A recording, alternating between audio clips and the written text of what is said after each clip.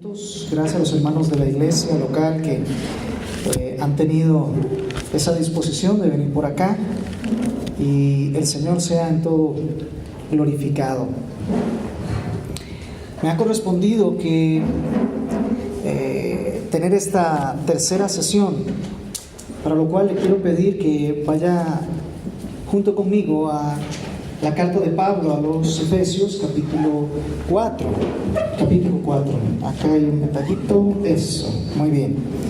Capítulo 4. Y mientras llegamos al capítulo 4 de Efesios, hay una ilustración que voy a tomar en consideración para poder centrarnos en el tema. Se dice que había una señora, una ama de casa, que en la parte de la cocina tenía una ventana que daba al patio de la casa vecina, y que esta señora veía como su vecina lavaba de pronto la ropa y la podía guindar para secar. Pero pese a que todos los días le veía, en algún momento le llamó la atención el hecho de que la señora comenzó a tender su ropa de color blanco, pero cada vez se veía menos blanca. Pese a que se lavaba la ropa y se tendía, la ropa tendía a verse un poco más color arena, tendía a verse cada vez menos blanca. Y a esta señora le empezó a incomodar, le empezó a intrigar esa circunstancia, hasta que le dijo al esposo: qué curioso que la vecina, pese a que lava su ropa blanca, cada vez que la tiende se nota que no está alcanzando el color que tenía originalmente, ¿verdad? Y bueno, el esposo no le dijo nada, sino que dejó pasar el comentario, hasta que el día siguiente la señora se levanta y se va a fijar a la ventana, y nuevamente la vecina había salido a tender su ropa blanca, pero esta vez sí estaba de color blanco, esta vez sí había alcanzado el color blanco original. Entonces ella le dice a su esposo: qué curioso, esposo, pero parece que la señora ahora sí logró comprar el cloro correcto o el detergente correcto, porque ahora sí la ropa está de color blanco.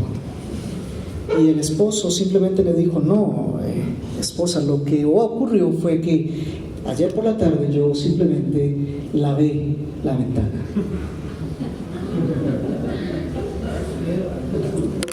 Me ha correspondido el tema de la cosmovisión bíblica,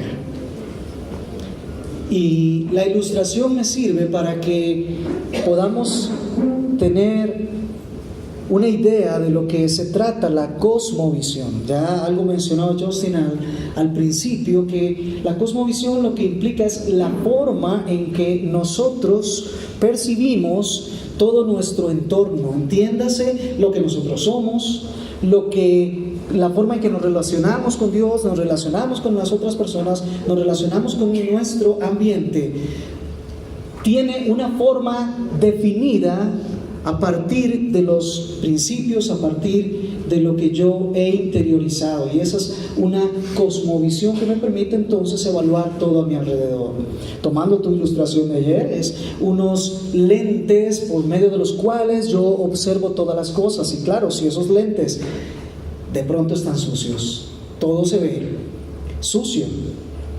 Si esos lentes son los inadecuados, no me va a permitir percibir correctamente las cosas. Y sabemos que en el principio de la creación Dios estableció una manera única al hombre para que pudiese comprender el entorno donde él estaba, para que pudiese incluso comprender cuál era la relación que él tenía que tener con Dios, cuál era la relación que el hombre tenía que tener con las demás personas y, por supuesto, con la creación misma. Nos vamos a Génesis capítulo 1 y nos encontramos que Dios, habiendo creado todo y habiendo dispuesto todo lo necesario para la correcta existencia del hombre, y para que el hombre puesto ahí pudiese cumplir sus propósitos, entonces crea al hombre y lo coloca allí, y le da reglas, y le da principios, y le dice cómo debe de comportarse. Le dice cuál es la visión correcta a partir de la cual tiene que ver todas las cosas. Le dice cuál es el propósito en la vida, para qué lo creó. Y el hombre comienza esa relación con Dios y comienza a comportarse de la manera que Dios así ha determinado. Y él empieza a evaluar todas las cosas a partir de la palabra de Dios, de lo que Dios le dijo que podía hacer y lo que no debía hacer. Medita en ello y su comportamiento responde a eso. Esos principios, esas bases que el Señor le había dado, las mantuvo. Pero sabemos que a partir del capítulo 3 de Génesis ocurre una catástrofe. El hombre adquirió una nueva visión, una nueva cosmovisión, una nueva manera de poder observar todo su entorno, su relación con Dios, su relación con los demás, y de percibirse incluso a sí mismo de una manera muy diferente a lo que Dios le había dicho. El pecado entregó al hombre un lente distinto al que él tenía para que se pusiera sobre sus ojos. Los resultados de la forma de pensar del hombre, ahora nosotros los conocemos. Ahora nos damos cuenta cómo el hombre evalúa las cosas. Ahora nos damos cuenta cuáles son las bases, cuáles son los principios, qué es lo que el hombre toma en consideración para comportarse, para evaluar sus circunstancias, para tomar decisiones. Ahora nos damos cuenta que el hombre creó sus propios sistemas de valores, de principios. El hombre determinó alejarse de lo que el Señor le había dicho, y con eso adquirió un lente propio a partir del pecado. Es evidente para todos nosotros, como lo hemos visto acá, que la humanidad no está caminando bien. Y no solo por lo que dijeron los hermanos que el Señor ha usado anteriormente, sino lo vemos nosotros en nuestro entorno. La humanidad no está caminando bien, algo está mal, algo no está correcto. Estamos llamando bueno a lo que es malo, estamos cambiando los valores y ahora estamos buscando más la falsedad, el engaño, la mentira, el error, y preferimos vivir por eso que por la verdad.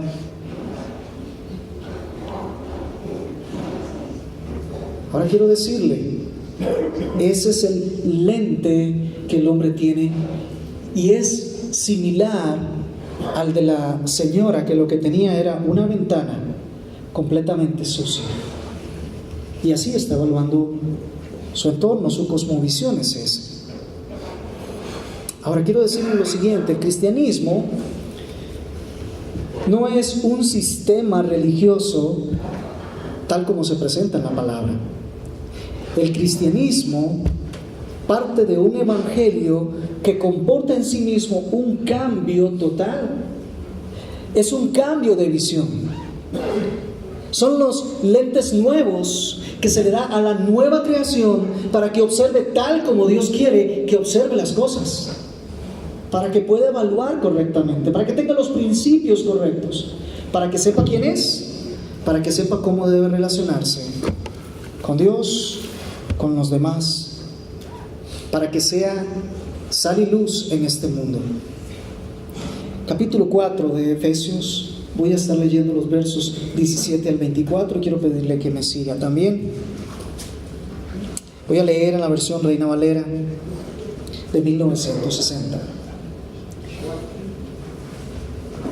Dice Pablo, escribiendo su carta a los habitantes en Éfeso y específicamente a la iglesia, dice: esto pues digo y requiero en el Señor, que ya no andéis como los otros gentiles que andan en la vanidad de su mente, teniendo el entendimiento entenebrecido, ajenos a la vida de Dios por la ignorancia que en ellos hay, por la dureza de su corazón, los cuales, después que perdieron toda sensibilidad, se entregaron a la lascivia para cometer con avidez toda clase de impureza.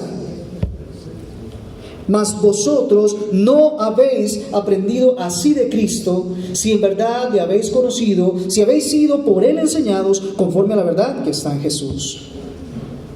En cuanto a la pasada manera de vivir, despojaos del viejo hombre que está viciado conforme a los deseos engañosos, y renovaos en el espíritu de vuestra mente, y vestíos del nuevo hombre creado según Dios en la justicia y santidad de la verdad. Señor, en esta preciosa tarde tenemos el gran privilegio de estar ante tu palabra. Estamos deseosos, Señor, de aprender de ti. Requerimos el auxilio de tu Espíritu Santo para que venga a hacer la obra en nuestras vidas. Abre nuestro entendimiento, abre nuestro corazón para que seamos receptivos. Domina lo que estamos pensando, lo que estamos aprendiendo. Siembra tu preciosa palabra en nuestros corazones, Señor. Cámbianos la forma en que nosotros vemos y evaluamos nuestra propia vida, nuestra relación contigo, nuestra relación con los demás.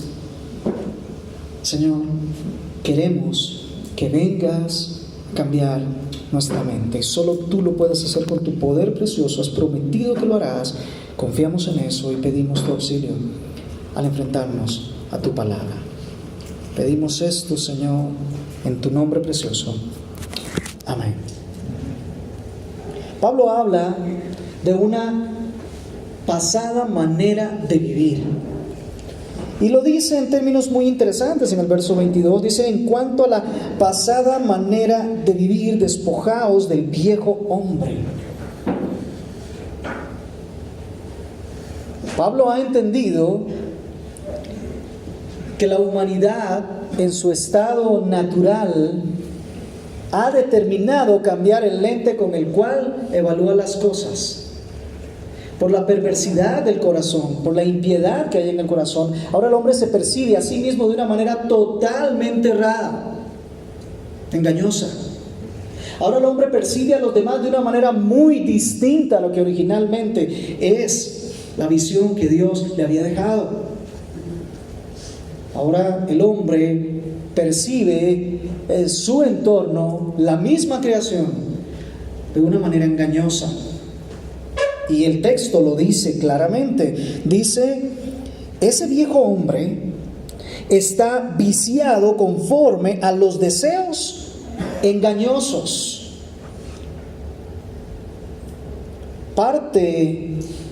Para Pablo, él parte de una conciencia del hombre que ha adoptado un paradigma engañoso, una forma de ver la vida basada en engaños, en mentiras. El hombre ha preferido dejar la verdad de Dios y la ha cambiado por sus propios términos de verdad, que no son otra cosa que engaño y mentira. El hombre determinó separarse de Dios. El hombre determinó crear su propia interpretación y observar el mundo de acuerdo a sus propios criterios. Quiso establecérselos para sí mismo. Y para esto usa como base la mentira y el engaño. No puede utilizar la verdad porque no tendría otra conclusión de llegar más que lo que Dios ha dicho, porque eso es verdad. Entonces el hombre lo que ha hecho es cambiar la verdad de Dios por la mentira, por el engaño. Escuchamos ecos de Pablo ahí en el capítulo 1 de Romanos. El hombre tiene una visión que se creó a sí mismo. Y Pablo lo describe como el hombre que vive bajo una conducta conforme a los deseos engañosos, o en el texto original podríamos tal vez interpretar de mejor manera: el hombre ha corrompido su vida a través de los deseos engañosos.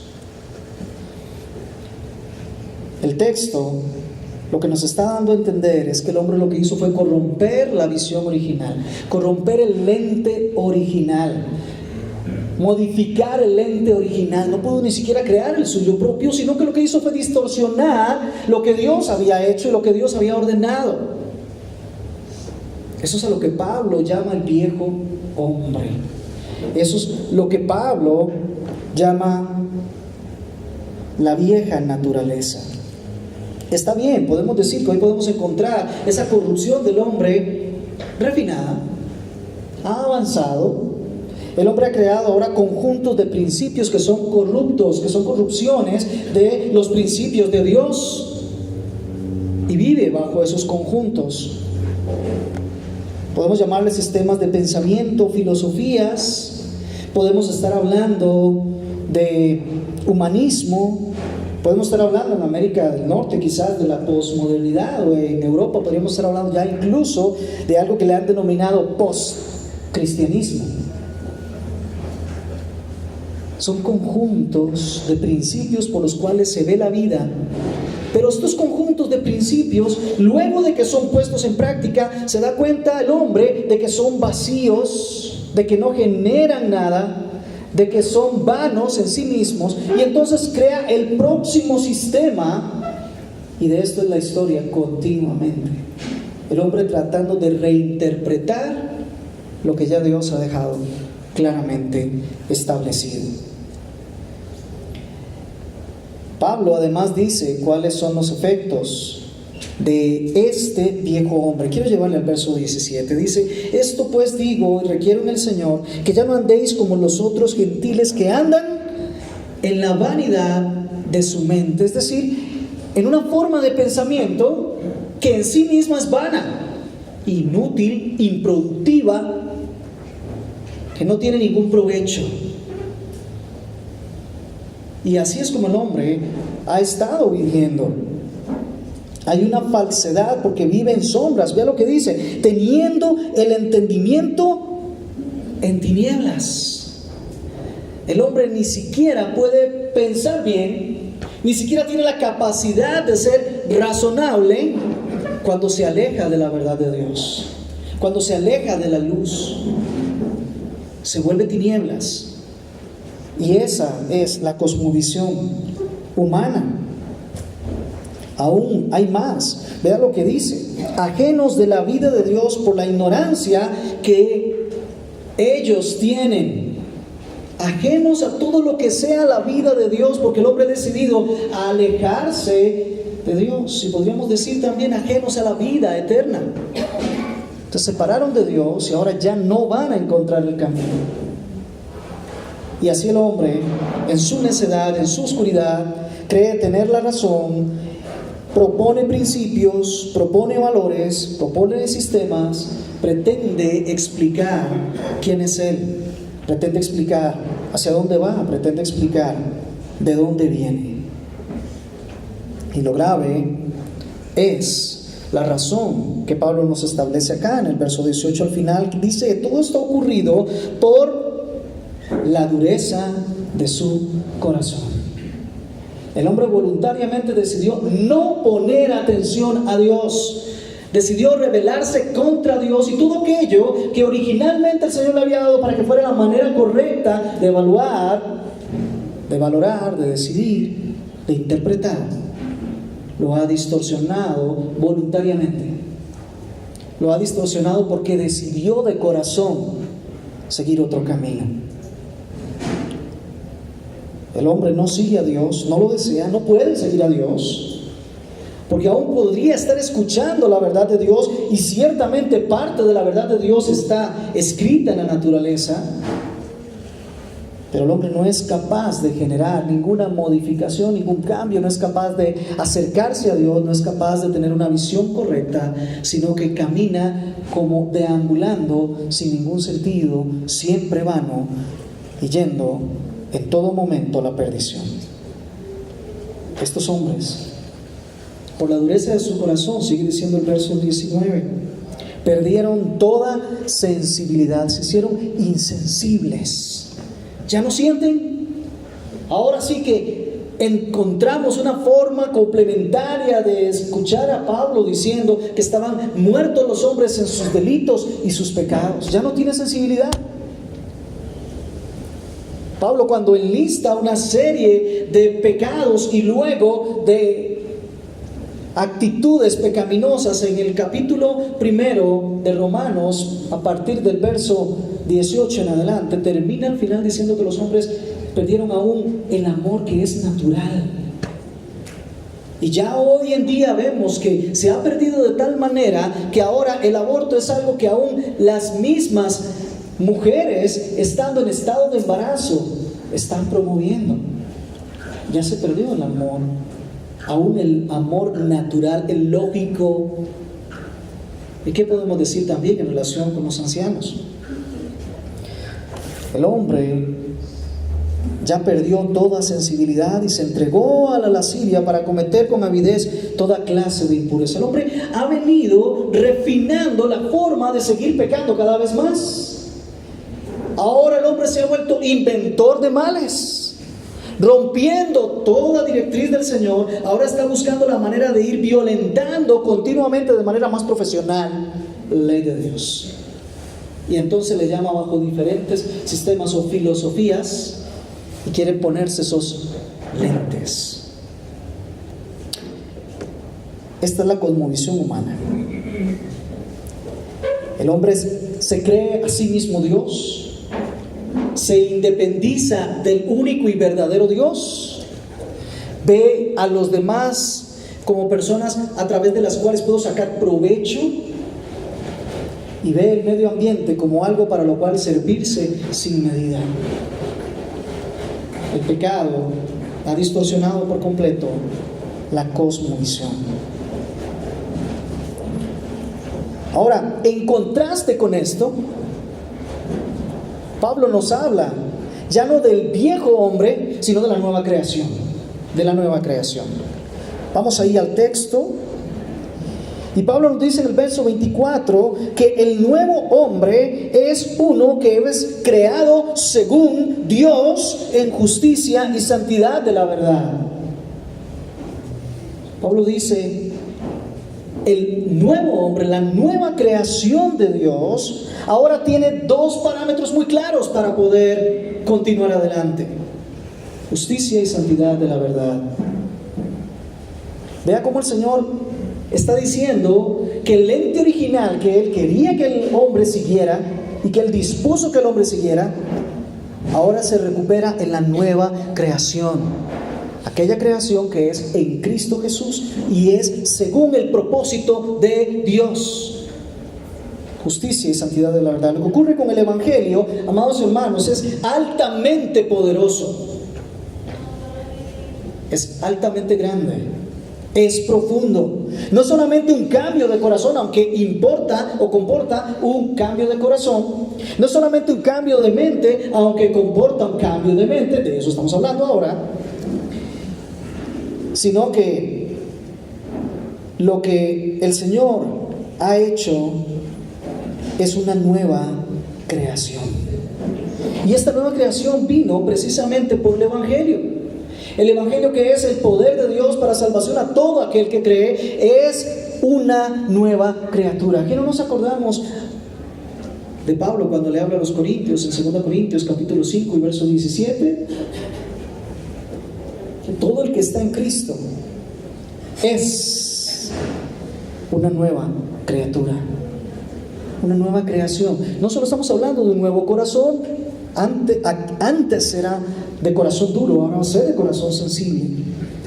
No va a ser solamente nueva forma de pensar, sino que es una nueva creación. Es algo nuevo, es algo distinto, es algo que regresa a la visión original de Dios. Justicia y santidad de la verdad. Y de cuando habla de justicia, habla de que esa nueva persona que ha nacido de nuevo, entendiendo la redundancia, esa persona que ha nacido de nuevo, ahora se encuentra delante de Dios en una posición de justicia. No entiendo cómo, no he podido interiorizar toda la profundidad de eso, pero Dios ve a cada uno de los creyentes justos delante de Él. Sí sé cuál es la razón, y la razón es porque Cristo vivió y murió por ese pecador, y le presenta delante de Dios como justo. Pero no solamente la justicia que es imputada en el hombre por la justicia de Cristo, sino también aquella justicia práctica que le lleva a vivir, que le lleva a comportarse ahora sí ante Dios, ante los demás y ante la creación de una manera que es justa delante de Dios. Esta Nueva creación, no solamente Dios lo ve y lo declara justo, sino que además le dicta los parámetros suficientes para que se comporte de manera justa. Y además para que dignifique la verdad de Dios. Justicia y santidad de la verdad. Es asombroso ver a Pablo escribiendo en casi todas sus cartas, refiriéndose a los hermanos como santos. Y cuando lees la descripción y te das cuenta que es lo que está llamando la atención, probablemente ni usted ni yo le llamaríamos santos, pero él les llama santos, porque delante de él es una realidad, delante de Dios es una realidad que son santos. Y déjeme decirle que si usted está en Cristo, usted es un santo del Señor. Usted ha sido declarado santo y justo delante de Dios. Y ahora ha sido llamado para que observe las cosas y vea su mundo de una manera muy distinta. Y es ahora a través de la obra y la persona del Señor Jesucristo. Ahora en relación con Dios, aquel que es un creyente, ahora en relación con Dios ha recibido una reconciliación. ¿Ya nos hablaron de eso?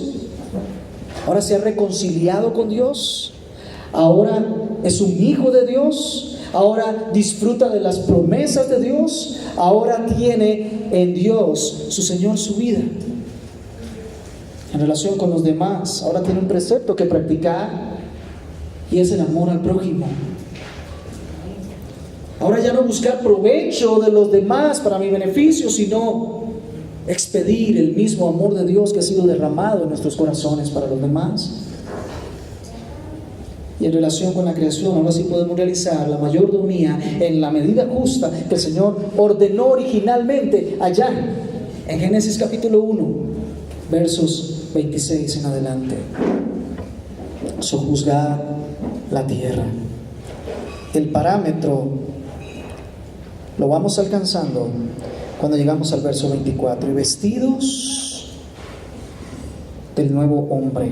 Verso 23. Renovaos en el espíritu de vuestra mente y vestíos del nuevo hombre. Al decir que debemos de renovar nuestro entendimiento, nuestra mente, lo que nos está diciendo directamente Pablo es que nuestra forma de ver las cosas, nuestra forma de evaluar las cosas, en pocas palabras, nuestra cosmovisión tiene que ser otra, ya no puede ser la que teníamos antes. Ahora vamos a regresar a la institución original, a la cosmovisión de Dios. Ahora vamos a vivir de manera obediente, vamos a practicar la justicia y vamos a andar por la verdad, vamos a dejar la falsedad.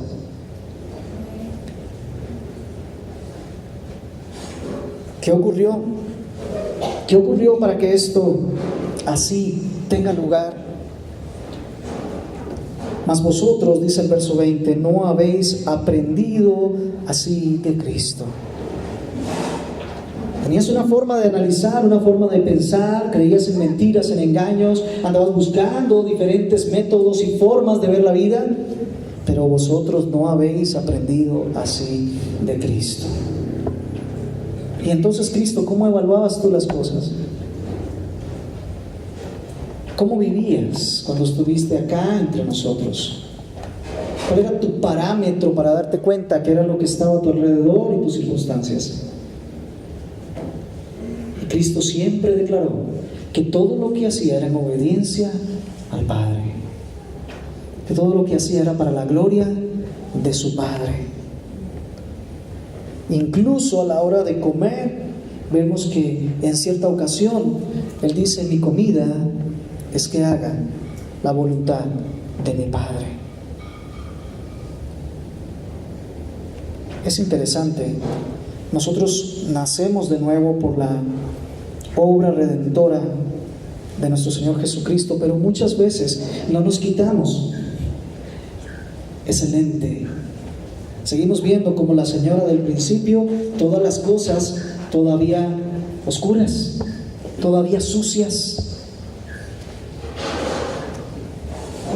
Y no nos damos cuenta que hemos sido llamados a renovar nuestra mente, a venir al Señor y a ver las cosas como Él las ve, a ponernos entonces sus lentes nuevamente. ¿Cuál es nuestro papel? Al cúmulo de lo que venimos diciendo es hacer lo que Pablo nos está ordenando en el texto. Y Pablo utiliza una forma muy interesante de decirlo, relacionado con el desvestirse y luego vestirse. Despojaos, dice el texto en el verso 22. Despojaos del viejo hombre que está viciado conforme a los deseos engañosos. Renovaos en el espíritu y vestíos del nuevo hombre. Ese despojaos no implica otra cosa más que quitarse la ropa, quitarse esa vestimenta, quitarse esa forma de pensar, quitarse esa manera de evaluar las cosas. Cambien sus principios, cambien su forma de ver, cambien su forma de evaluar. Despojaos de todo eso. Y luego, ahora sí, vestíos del Señor Jesucristo. Vestíos de Él. La terminología de Pablo es muy interesante porque nos lleva a entender que nosotros debemos cambiar el paradigma. Debemos de cambiar. Muy amable, gracias. Muy amable, gracias. Debemos de cambiar y estar atentos a nuestro Señor, de tener nuestra mirada en Cristo y en su obra, siguiendo la verdad. Vestidos del nuevo hombre creado según Dios, en justicia y santidad de la verdad. Es interesante, pero siempre nosotros repetimos de memoria 2 Corintios 5:17, ¿verdad que sí? Todos decimos claramente que el que está en Cristo es nueva criatura y que todas las cosas viejas pasaron y todas son hechas nuevas. Pero cuando lo vamos a enfrentar al mundo es interesante, pero parece que hay cosas que no fueron hechas nuevas. Seguimos evaluando conforme los parámetros del mundo, seguimos estableciendo nuestra forma de vivir a partir de lo que los mismos también, los que no conocen al Señor, lo siguen estableciendo. Todavía hay competencias entre nosotros que no deben de ser. Todavía tratamos de aprovecharnos de los demás. Todavía tenemos un alto concepto de nosotros delante de Dios que no debería de ser. Todavía nosotros vivimos vidas que no reflejan necesariamente que todas las cosas hayan sido hechas nuevas. El problema está en el Evangelio. No, el Evangelio hizo lo que debió hacer, lo que quiso hacer, lo que fue destinado a hacer. Somos nosotros los que tenemos que entonces responder con una vida que realmente refleje esa cosmovisión bíblica. Entonces, yo quisiera devolverme de 2 Corintios capítulo 5, no ir hasta el 17, sino devolverme apenas unos 3 versículos antes y darnos cuenta cómo ocurre esto. Le invito, verso 14 del capítulo 5, 2 Corintios. Porque el amor de Cristo nos constriñe, dice esta versión. El amor de Cristo nos constriñe pensando esto, que si uno murió por todos, luego todos murieron y por todos murió, para que los que viven ya no vivan para sí, sino para aquel que murió y resucitó por ellos. Cuando el amor de Dios ha sido derramado en el corazón de una persona, esta persona ha nacido de nuevo, esta persona verdaderamente ha venido a Cristo, queda totalmente asombrado por el amor que Dios tuvo por él, enviando a Jesucristo. Y su respuesta será entonces vivir con intensidad toda su vida para Cristo el Señor. Pablo mismo decía que él no estimaba preciosa su vida para él, sino para el propósito de alcanzar, cumplir con la meta que el Señor le había ordenado. No es extraño que diga el verso 16 entonces ahí mismo, de manera que nosotros de aquí en adelante Mire la profundidad del cambio, la metanoia que ocurre aquí. La nueva visión, la cosmovisión bíblica, evangélica, dice: de manera que nosotros de aquí en adelante a nadie conocemos según la carne. Pablo dice: la cosmovisión nuestra ahora es que a nadie le conocemos tal como anteriormente conocíamos. Con los preceptos anteriores y todo eso, ya eso murió. Ya no más. A nadie conocemos según la carne. Y aun si a Cristo conocimos según la carne, así ya no lo conocemos más. Qué tremendo lo que es la conciencia de quién es el Señor Jesucristo. La pregunta es, para ir finalizando, ¿de qué manera ves tú tu entorno, tu vida, tu relación con Dios, tu relación con los demás? ¿De qué manera tomas decisiones? ¿De qué manera evalúas tu entorno? ¿Qué parámetros utilizas? ¿Qué principios pones en práctica? ¿Cuáles son las bases por las cuales tomas decisiones? A veces eso se refleja muy fácil y muy rápido. Es increíble ver cómo en muchas congregaciones la forma en que los que allí están se dirigen directamente a Dios es una forma tan poco reverente. La forma en que se tratan entre ellos es una forma tan poco piadosa. La forma en que inviertes tu dinero, tu tiempo, la forma en que eliges tu carrera, ¿verdaderamente estás tomando en consideración a Cristo, su Evangelio y todo lo que Él significa alrededor de tu vida? ¿Verdaderamente estás tomando en consideración el hecho de que, habiendo sido el más grande de los pecadores, el Señor te amó, se entregó por ti, para que ahora tú pudieras vivir una vida en cumplimiento de los propósitos suyos, no tuyos? Y son preguntas clave. ¿Sabe para qué? Para que usted se dé cuenta si ya se despojó de la vestimenta anterior y si verdaderamente se está vistiendo del Señor Jesucristo. Si no, es un momento oportuno para que usted reflexione a la luz de la Escritura y pueda adoptar ahora sí la forma de pensamiento que debe de ser. Recordemos Romanos capítulo 12, cuando Pablo amonesta y diciendo: por lo tanto, hermanos, os ruego por la misericordia de Dios,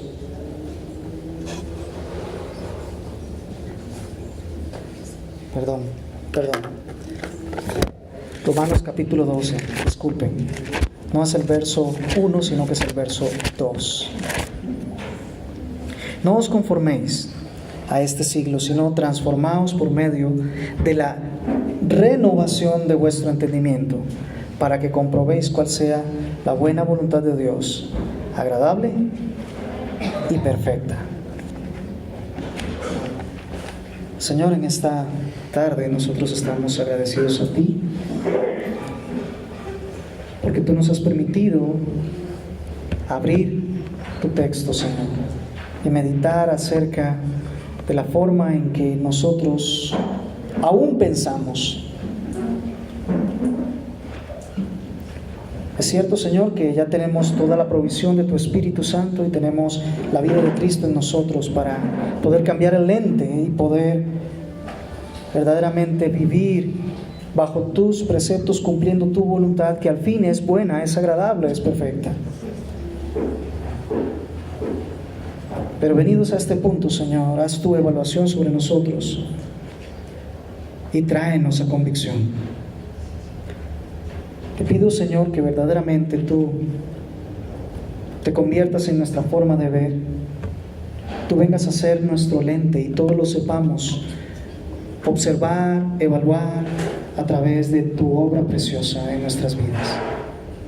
Que tu amor, Señor, nos siga constriñendo, nos siga ligando, nos siga